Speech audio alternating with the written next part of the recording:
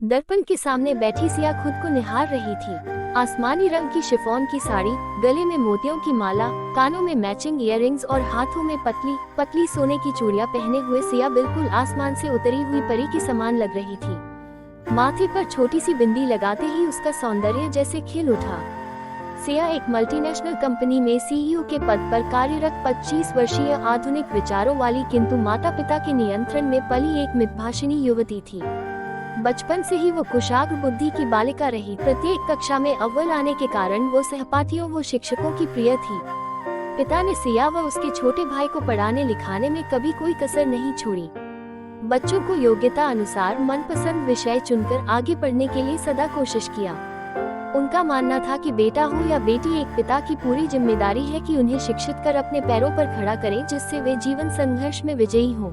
तो आज सज संवर कर सिया के तैयार होने का प्रयोजन ये था कि उसे लड़के वाले देखने आ रहे थे। सिया के रूप गुण की चर्चा उसके पिता के एक मित्र ने अपने किसी अन्य उद्योगपति मित्र के समक्ष की, जो अपने बड़े बेटे के लिए योग्य लड़की तलाश रहे थे। सुनते ही उन्होंने लड़की देखने का कार्यक्रम बना लिया। समय पर लड़के वाले आ गए। लड़का, जिसका नाम वेदांत था, अपने माता पिता व एक अन्य चचेरे भाई के साथ सिया को देखने आया था। चमचमाती मर्सिडीज AMG से घर के बाहर आकर रुकी। महंगे ब्रांडेड कपड़े व सेंट की भीनी भीनी महक से घर में रौनक सी आ गई थी। माँ रसोई घर में मेहमानों की आवभगत की तैयारी में लगी थी।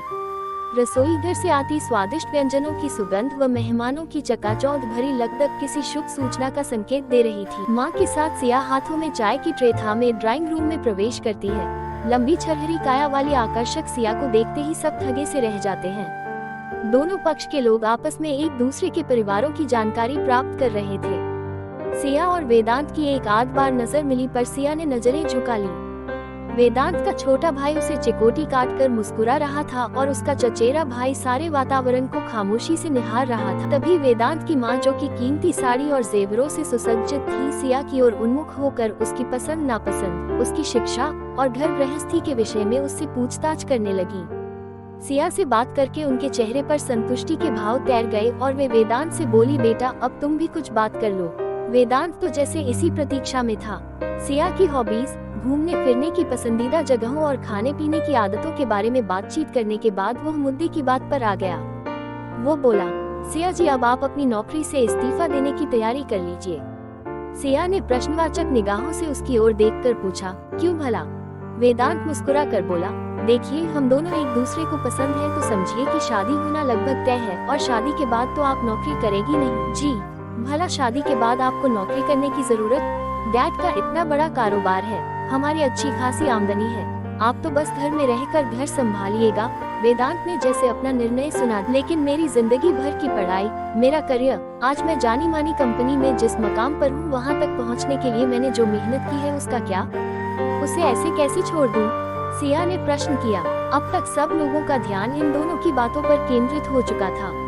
वेदांत की माँ सिया को समझाने के अंदाज में बोली, बेटी हमारे यहाँ किसी चीज की कमी नहीं है, अगर तुम रोज नई साड़ी और नए जेवर भी पहनोई तब भी हमें कोई फर्क नहीं पड़ेगा। आंटी जी बात नए कपड़ों और जेवरों की नहीं है, बात है मेरी प्रतिभा, मेरे अस्तित्व और मेरी अपनी पहचान की। सिया को इतना मुखर होते देख वेदांत कुछ असहज हो गया। उससे नियंत्रण न रखा गया और वो बोल ही पड़ा, किस पहचान की बात कर रही हैं आप सिया जी?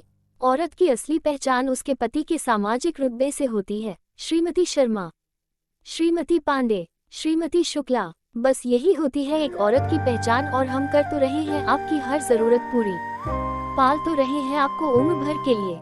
छनाक, सिया के हाथों में पकड़ा हुआ शरबत का गिलास जमीन पर गिरकर चूर चूर हो गया। वेदांत की इस संकीर्ण मानसिकता से आहत हुई सिया ने खड़े होकर तत्काल उत्तर दिया, किसी पंछी के पग कतरकर उसे पिंजरे में बंद करके दाना डालने को आप पालना कहते हैं? अच्छा हुआ जो मुझे पहले ही आपकी इस संकीर्ण मानसिकता का परिचय मिल गया।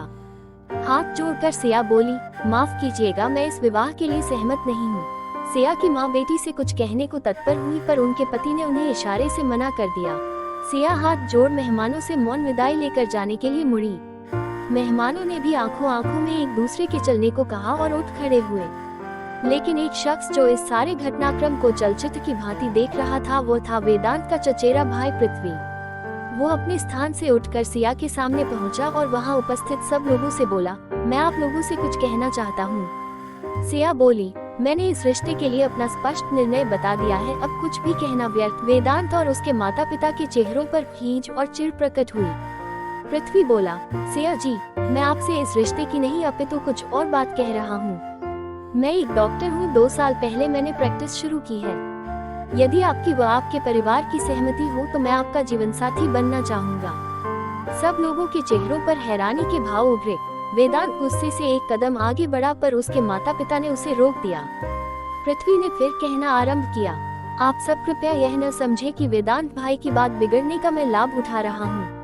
दरअसल मेरे परिवार वाले भी मेरे लिए लड़की तलाश कर रहे हैं, पर मेरी पसंद सिया जी जैसी लड़की ही है, जो पति के स्टेटस पर निर्भर होकर ऐशोआराम की जिंदगी बिताने पर नहीं, बल्कि अपनी काबिलियत के दम स्वयं की पहचान बनाने में विश्वास रखती हो, ताकि वक्त पड़ने पर वो कंधे से कंधा मिलाकर चले। और देखिए, किस्मत से ऐसी लड़की मुझे अचानक ही मिल गई। फिर वो सिया के माता पिता से मुखातिब होकर बोला, अंकल आंटी जी, मेरी माँ और पिताजी रिटायर्ड स्कूल प्रिंसिपल हैं और मेरी एक छोटी बहन है जो अभी पढ़ रही है। यदि आप आज्ञा दें तो मैं उन्हें लेकर यहाँ रिश्ते की बात करने उपस्थित हो जाऊंगा। परिस्थिति के इस नाटकीय घटनाक्रम से सिया का परिवार हतप्रभ रह गया। जी, आप सब सोच विचार कर आराम से जवाब दे दीजिएगा। आखिर जीवन साथी चुनना पूरे जीवन का प्रश्न है। चलता हूँ सिया जी, पृथ्वी जाने लगा। वेदांत और उसके परिवार वाले तो पहले ही वहाँ से जा चुके थे। सिया के पिता ने प्रश्नवाचक दृष्टि से सिया व उसकी माँ की तरफ देखा। सिया ने मुस्कुराकर धीरे से हाँ में गर्दन हिलाई और माँ के गले लग गई। सिया के पिता ने पृथ्वी के हाथ थाम कर कहा, बेटा, अगले हफ्ते अपने माता पिता को हमसे मिलाने ले आओ। पृथ्वी के चेहरे पर मुस्कान तैर गई। उसने सिया को देखा तो सिया ने शर्मा कर गर्दन झुका ली।